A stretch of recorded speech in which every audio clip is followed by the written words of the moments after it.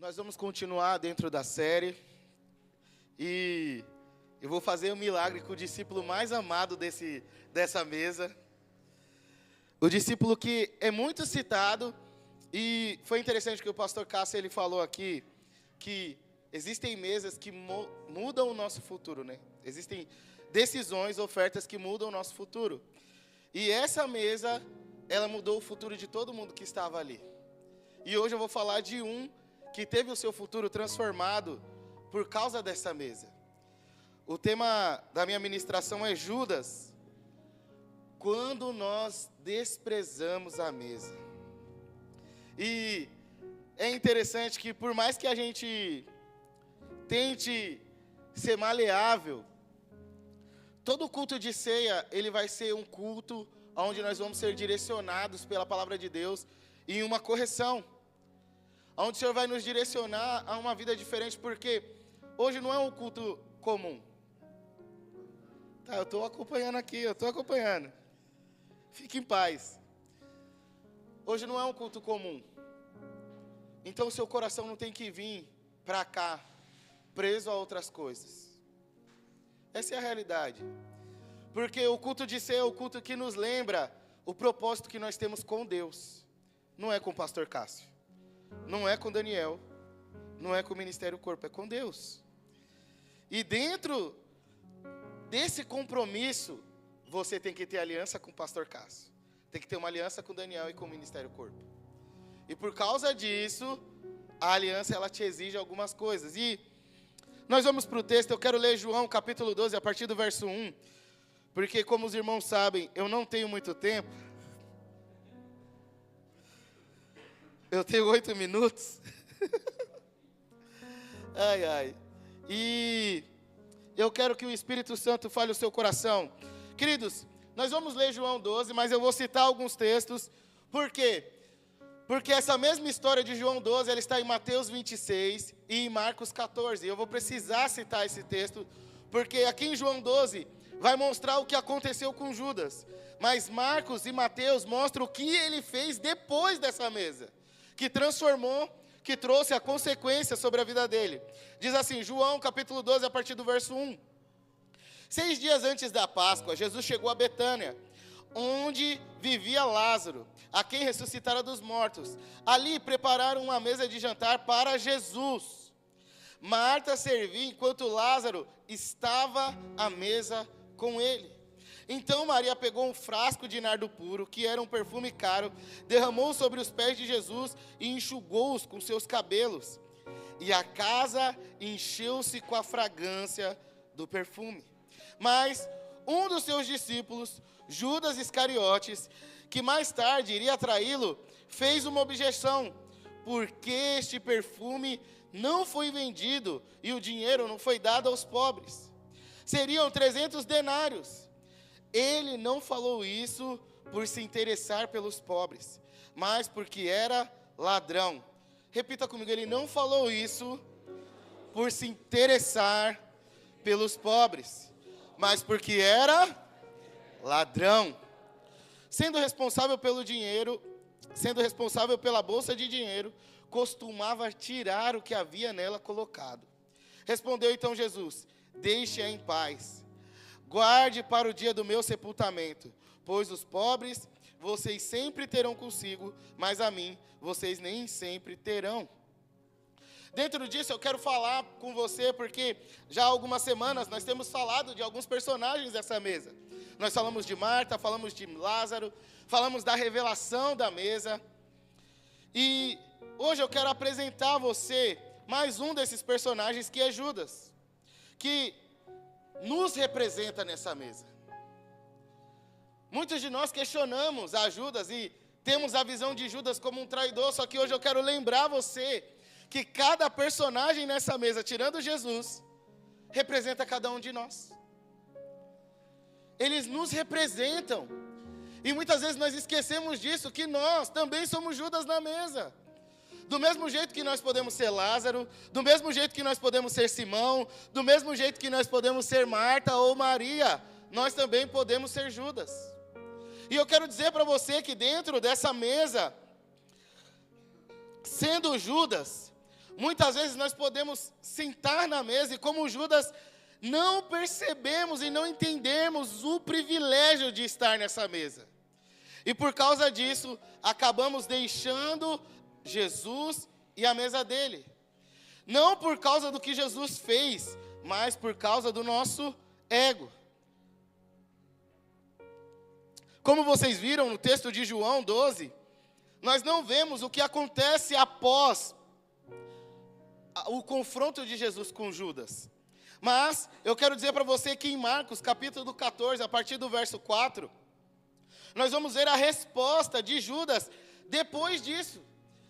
Ele questiona a mulher e o pessoal que está ali. Ele não fala diretamente com Jesus, ele fala assim: rapaz, isso aqui está errado. A mulher quebra o perfume na cabeça de Jesus, derrama o perfume sobre os pés dele, e aí ele olha para os outros discípulos e fala assim: isso aí não está certo. Sabe aquela pessoa que fala assim: se fosse eu não faria isso? É mais ou menos isso. Marcos 14, a partir do verso 4, diz assim: alguns dos presentes começaram a dizer uns aos outros, indignados: por que esse desperdício de perfume? Ele poderia ser vendido por 300 denários e dado aos pobres. E a repreendiam severamente. Eles não discutiram com Jesus, eles reclamaram com a mulher, dizendo assim: para que você fez isso? Por que você deu isso? Por que você quebrou esse perfume na cabeça dele? Você podia ter dado, sabe? Você podia ter feito uma oferta que fosse alimentar mais pessoas. Olha que discurso bonito. Só que Jesus disse: deixem-na em paz, porque vocês estão perturbando ela. Ela praticou uma boa ação para comigo, pois os pobres sempre estarão consigo e poderão ajudá-los sempre que desejarem, mas a mim nem sempre terão. Ela fez o que pôde, derramou o perfume em meu corpo antecipadamente, preparando para o sepultamento. Eu lhes digo e asseguro, aonde quer que for o evangelho anunciado em todo o mundo, também o que ela fez será contado em sua memória. Então Judas Iscariotes, aí vem o que ele fez. Verso 10. Então Judas Iscariotes, um dos 12, se dirigiu ao chefe dos sacerdotes a fim de entregar Jesus. Verso 11 diz: a proposta alegrou muito os sacerdotes, então lhe prometeram dinheiro. Assim, ele procurava, a partir de agora então, Judas procurava uma oportunidade para entregá-lo. Vocês estão mostrando? Aí, glória a Deus. Em João, não fala o que Judas fez depois, mas em Marcos e em Mateus 26, fala que Judas recebeu a repreensão de Jesus, olhou para um lado, olhou para o outro e falou: quer saber? Vou entregar esse cara. Deu para mim. Não é mais como eu pensava. O que eu quero dizer para você essa manhã é que Judas, na mesa, ele aponta para a correção de Jesus, mas também nos mostra como podemos responder a essa correção. Como podemos, após a correção, desprezarmos a mesa, ao ponto de trair Jesus. Dentro disso, eu quero compartilhar algumas atitudes de Judas, que podemos estar cometendo dentro da mesa, e pode nos levar a desprezar a mesa que o Senhor nos colocou. A palavra de Deus diz em Lucas, que o Senhor mandou o servo a buscar pessoas para sentarem na mesa. Gente boa e gente ruim. Ele falou: vai pelos becos e valados. Eu já chamei um grupo, eles rejeitaram porque estavam ocupados. Agora vai pelos becos e valados e chamem todos. Os bons e os ruins, e os coloquem na mesa. E nós somos esses que estávamos nos becos e valados. Eu e você, nós não prestávamos, irmãos. Só que nós podemos ser como Judas, sentar na mesa e não percebemos o privilégio que é estar nessa mesa. E dentro disso eu quero mostrar para você que esse texto nos mostra. Eu vou passear pela vida de Judas, nesse pouco tempo que eu tenho, para mostrar para vocês algumas atitudes que Judas tomou, que impediu ele, mais do que isso, que levou ele a desprezar a mesa. A primeira coisa que nós podemos ver é que Judas não se importou com quem estava na mesa. Judas não se importou com a presença de Jesus e com a honra que ele estava recebendo. E Judas também não se importou com a presença dos milagres que estavam ao seu redor na mesa. Se você prestar atenção, nessa mesa tinha Lázaro, que havia ressuscitado, Simão, que havia sido curado da lepra, Marta, que servia com amor, Maria, que foi perdoada pelos seus pecados, mas Judas se preocupou com ele. Ele não se preocupou com os milagres que estavam acontecendo ao seu redor, mas sim em como ele iria se beneficiar daquela mesa, e por isso ele se indignou. No verso 5 você vai ver que ele fala assim, olha, isso está errado. Por que não vendeu esse perfume e deu dinheiro aos pobres? Por que não fez desse jeito? E João, ele fala assim, ele não falou isso porque se preocupava com os pobres. Ele falou isso porque ele tirava dinheiro da bolsa. Presta atenção em mim. A Bíblia nos mostra que muitas vezes nós podemos estar em uma mesa, rodeado de milagres, rodeado de testemunhos, mas quando nós estamos pensando em nós, isso não tem importância. Presta atenção, na mesa de hoje aqui, com Jesus, nós temos ex-suicidas, ex-rejeitados, ex-ladrões, ex-mentirosos, ex-tatuados. Nós temos ex-homossexuais, ex-viciados. Querido, você é um milagre. Você é um milagre. Você pode olhar na bolota do seu irmão e falar assim, você é um milagre. Jesus ressuscitou você. Você estava indo para o abismo do pecado, e Jesus pegou pela sua mão e te trouxe de volta. Na mesa de hoje, você é um milagre. Você é um ressuscitado. Você é um curado da lepra do pecado. Você é alguém que serve com amor. Você é alguém que honra o Senhor. Nessa mesa de hoje tem pessoas assim. Mas se nós sentamos nessa mesa hoje aqui, preocupado com aquilo que nos beneficia, nós não vamos amar essa mesa. Nós vamos desprezar essa mesa, ela não vai fazer sentido para nós. Porque, irmão, vocês não têm nada para me dar e eu não tenho nada para dar para vocês. Ainda que eu fosse a pessoa mais rica nessa mesa, eu não tenho como suprir a sua necessidade da maneira que você precisa. Então, se nós olharmos de verdade, ninguém beneficia ninguém aqui, ninguém pode dar nada para ninguém.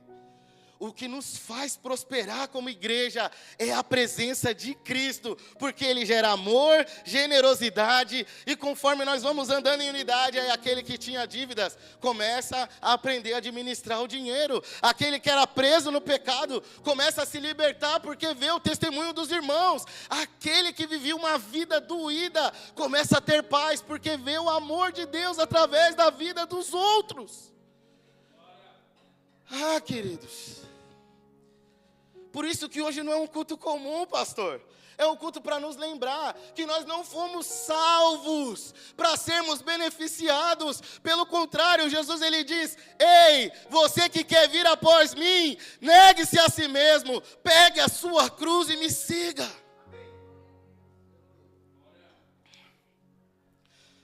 Você pode até dizer que não, mas muitas vezes nós estamos como Judas na mesa, rodeado de testemunhos de milagres, com muitas pessoas ressuscitadas ao nosso redor, com a presença de Jesus se manifestando ao nosso lado, sabe? Mas ficamos preocupados com as nossas realizações, com as nossas conquistas, somos egoístas e egocêntricos, não queremos mais uma teologia, nós queremos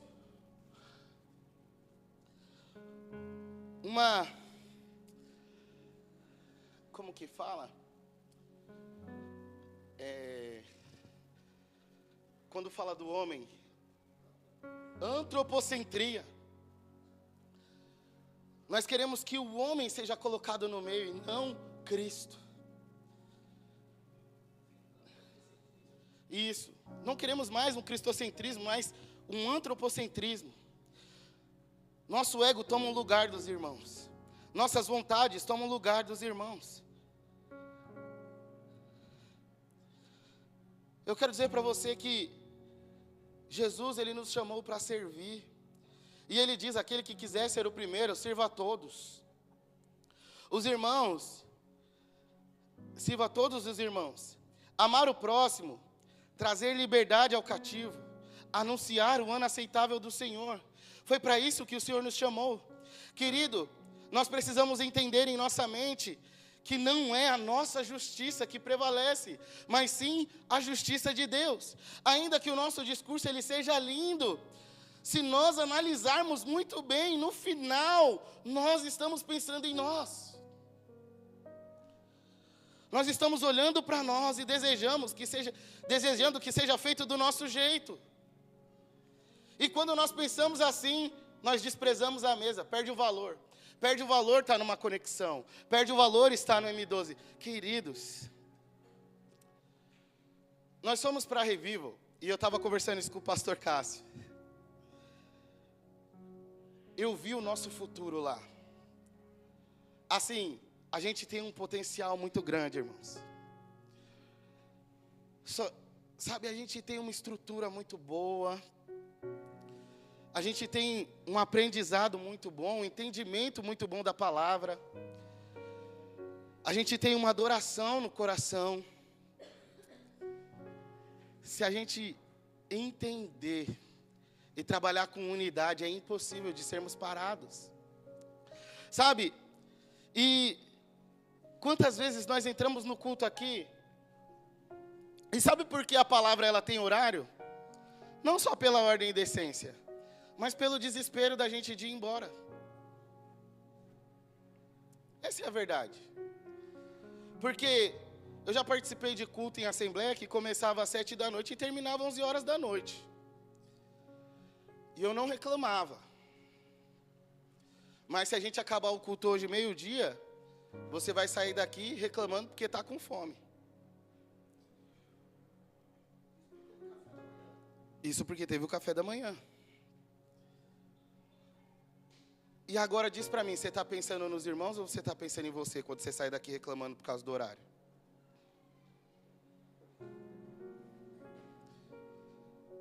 Quando dizemos, eu preciso ganhar mais dinheiro para ajudar mais, mas só que quando nós prosperamos, nós retemos aquilo que deveríamos entregar.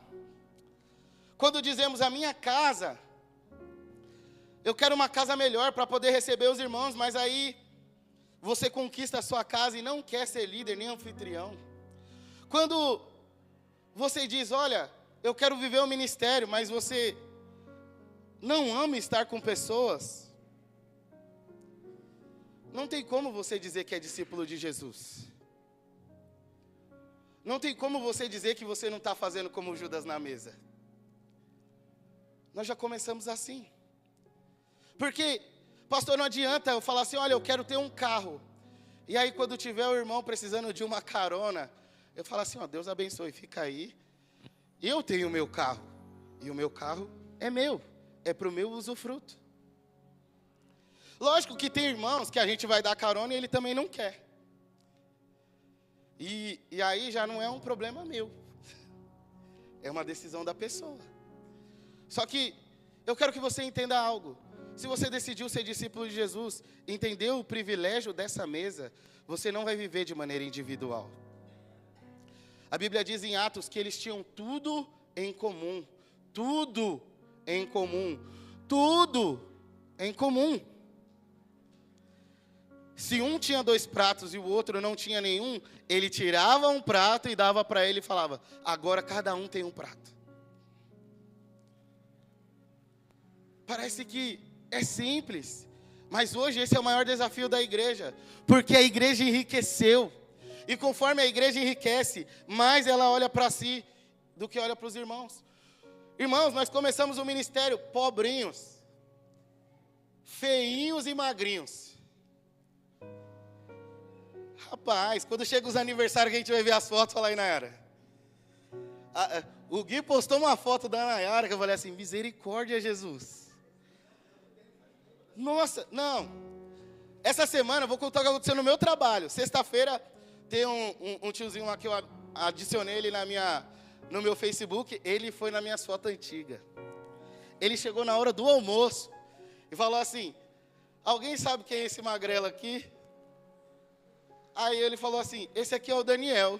Aí os caras falaram, não, não é não.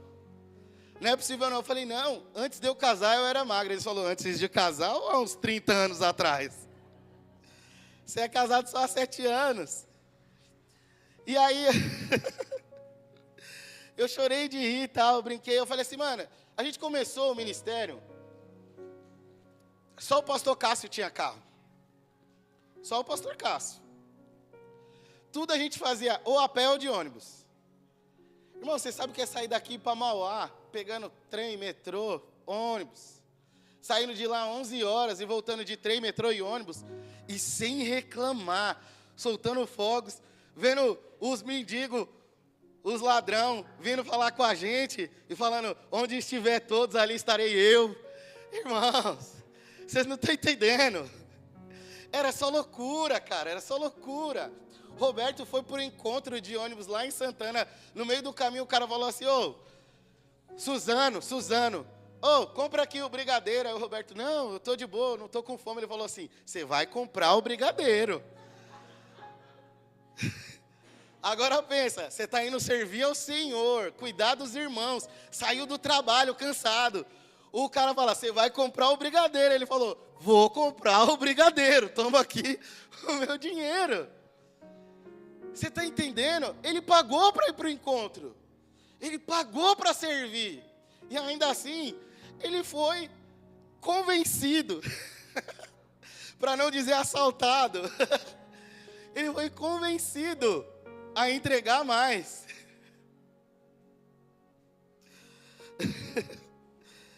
E, amém, amém. Os irmãos me dão mais 10 minutos? Não? Eu juro que eu vou fazer em 10 minutos. Eu entendi.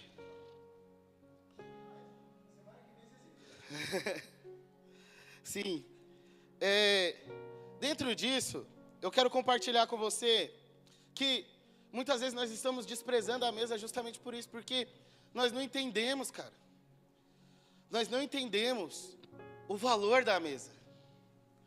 Nós não entendemos o privilégio dela. Então nós olhamos para as pessoas ao nosso redor e falamos, vixe, aqui ó, já deu meu tempo. Eu coloquei para me acordar, se despertasse, eu vixe, perdi. E é interessante porque nesse momento nós começamos a pensar no que o irmão não faz. Nesse momento nós começamos a olhar para a situação do que eu estou pregando aqui e começamos a pensar, rapaz, é verdade, eu pedi carona, ninguém me deu. Melhor, eu esperei alguém me dar carona, nem peço, porque tem irmão que espera o irmão oferecer, não pede, né?